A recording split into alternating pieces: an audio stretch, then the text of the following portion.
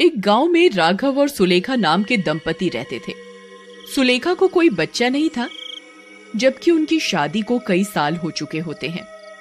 एक रात सुलेखा को एक सपना आता है जिनमें वह एक बुरी शक्ति वाला शैतानी बच्चा देखती है।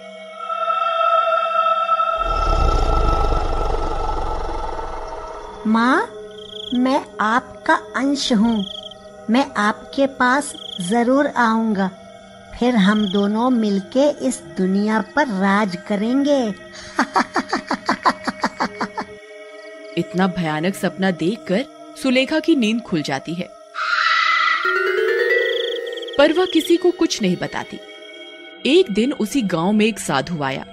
अलख निरंजन, अलख निरंजन। गांव की औरतें साधु बाबा की आवाजें सुनकर बाहर आती हैं। सुलेखा बाबा को हाथ जोड़कर नमस्कार करती है। बाबा, क्या आप हाथ की रेखाएं भी देखते हो? हाँ बच्चा, पूछो जो पूछना है। बाबा, मेरा बच्चा नहीं है। इतने इलाज करवाए फिर भी संतानहीन हूँ। बताओ कोई उपाय है तो। बाबा सुलेखा का हाथ पकड़कर देखता है। बच्चा, तुझे संतान की रेखा तो नहीं है, पर एक उपाय है।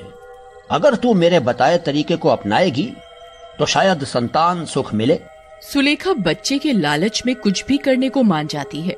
सुन बच्चा, रात को 12 बजे तुझे पीछे वाले जंगल में जाना होगा। वहाँ एक यज्ञ करना होगा जिससे तुझे संतान सुख प्राप्ति हो, पर तुझे अपने पति से ये बात छुपानी होगी। सुलेखा 2 पल सोचती है और मान जाती है। रात को 12 बजे सुलेखा जंगल के बीचों बीच जाती है।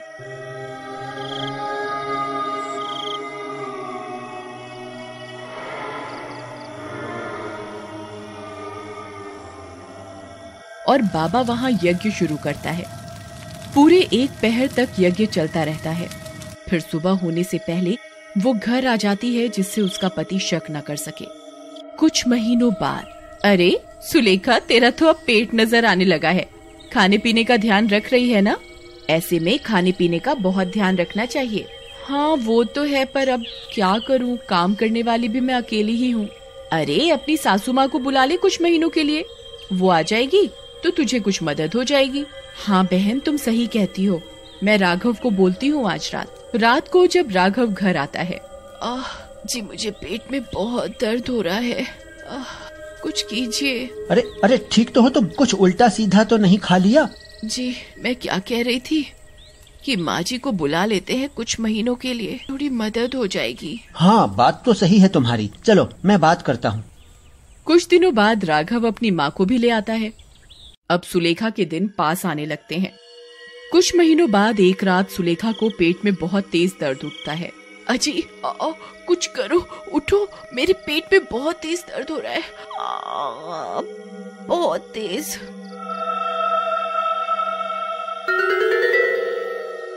सुलेखा की चीख सुनकर राघव की माँ कमरे में आ जाती है। अरे बहू, क्या हुआ, ठीक तो हो? माँ जी बहुत दर्द हो रहा है, देखिए ना। सासू माँ जब सुलेखा का पेट देखती है तो दंग रह जाती है। अरे ये कैसे हो सकता है? अभी तो 6 महीने हुए हैं और इसका पेट इतना ज्यादा कैसे?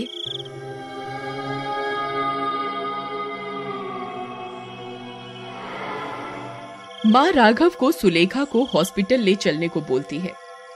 सुलेखा का दर्द इतना बढ़ जाता है कि डॉक्टर उसकी डिलीवरी करवाने लगती है सर्जरी के द्वारा। पर ये क्या, सुलेखा के द्वारा जन्मा बच्चा देखकर नर्स हैरान रह जाती है। बचाओ बचाओ। नर्स इतने में किसी को बुला पाती कि वो शैतानी बच्चा नर्स का गला दबाकर उसे मार देता है।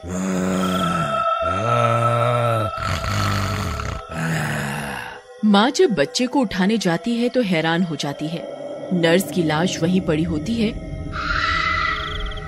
और उस शैतानी बच्चे के हाथ बहुत बड़े बड़े होते हैं। उसकी आंखों से काला धुआं निकल रहा होता है।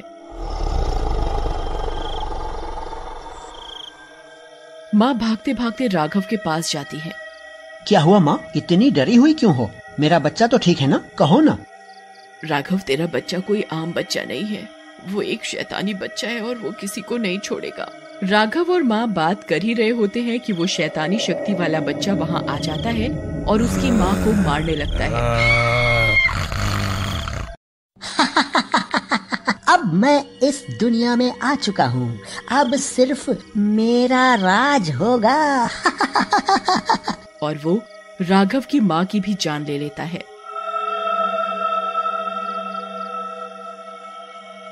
ये तुमने क्या किया? वो तुम्हारी दादी थीं, मेरी माँ थीं, उन्हें क्यों मार दिया? क्योंकि वो मेरे रास्ते में आ रही थी, मुझे देख के खुश नहीं हुई वो, इसलिए मार दिया मैंने उन्हें। तो तुम चाहते क्या हो? ताकत, काली शक्तियाँ। 5 दिन बाद मेरी सारी शक्तियाँ मिल जाएंगी मुझे, फिर मैं सबसे ज्यादा ताकतवर हो जाऊंगा इस दुनिया में।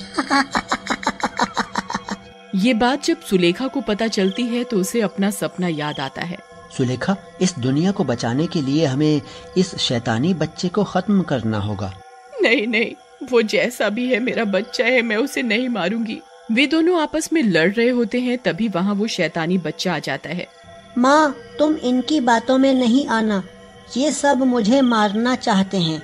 बस तुम ही मुझे प्यार करती हो, मैं तुमसे प्यार करता हूँ। इनकी बात मत सुनो, ये तुम्हें भी मार देंगे। सुलेखा ममता से बंधी हुई होती है, वह उस बच्चे को मारने के लिए राजी नहीं होती। सब घर आ जाते हैं और वे सब रात को सोने जाते हैं।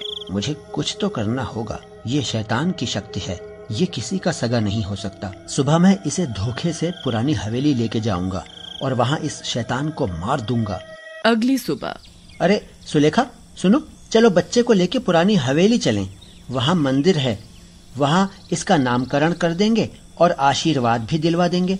पर जैसे ही वह उस शैतानी बच्चे को उठाने जाता है तो वह दंग रह जाता है, क्योंकि शैतानी बच्चा रातों रात 5 साल का हो जाता है और उसे कुछ शक्तियाँ भी प्राप्त हो जाती हैं। नहीं, ऐसा नहीं हो सकता, ये कैसे मुमकिन है? मैं एक शैतानी शक्ति का अंश हूँ, मेरे लिए कुछ भी नामुमकिन नहीं।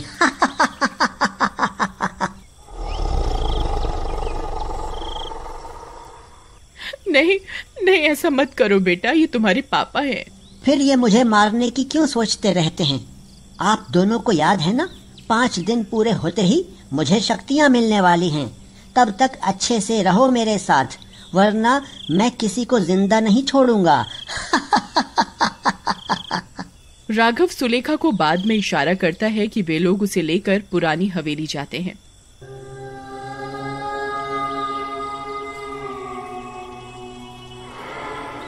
वहाँ राघव ने पहले ही एक सिद्ध पंडित को बुला रखा होता है। देखो, आपको जो करना है करो, पर मेरे बच्चे को कुछ नहीं होना चाहिए।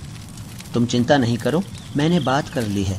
इस पूजा से जैसे ही इष्ट देवता की चमकती नजर इस शैतान पर पड़ेगी तो इसकी बुरी शक्तियाँ खत्म हो जाएंगी। तुम बस इसे यहाँ देवता की मूर्ति के सामने ले आओ। सुलेखा उसे एक जड़ी बूटी सुंघाकर बेहोश कर देती है और मूर्ति के सामने लाती है। अब आप लोग मेरे साथ साथ इन मंत्रों का उच्चारण कीजिए। इसके होश में आने से पहले हमें सारे नियम करने होंगे। विधि नियम शुरू होता है और करीब 1 घंटे तक मंत्र का उच्चारण चलता है। तभी इष्ट देवता की आंखों से पवित्र शक्ति निकलती है जो उस शैतानी बच्चे पर पड़ती है।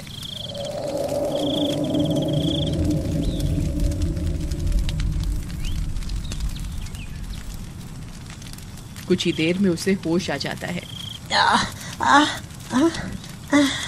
मैं कौन हूँ और आप लोग कौन हैं? बच्चा यहाँ वहाँ देखते हुए घबरा जाता है। बेटा, मैं माँ हूँ तुम्हारी और ये तुम्हारे पापा हैं। इनसे तुम्हें कोई खतरा नहीं। शैतानी बच्चे की बुरी शक्तियाँ खत्म हो जाती हैं। उन तीनों के वहाँ से जाते ही उस पंडित की आंखें काली हो जाती हैं और वो डरावनी हंसी हंसने लगता है।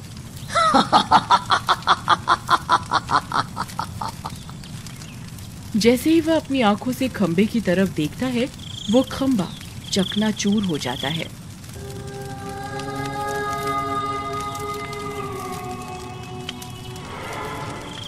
उसकी आंखें चमकने लगती हैं। सिर्फ मैं और मैं।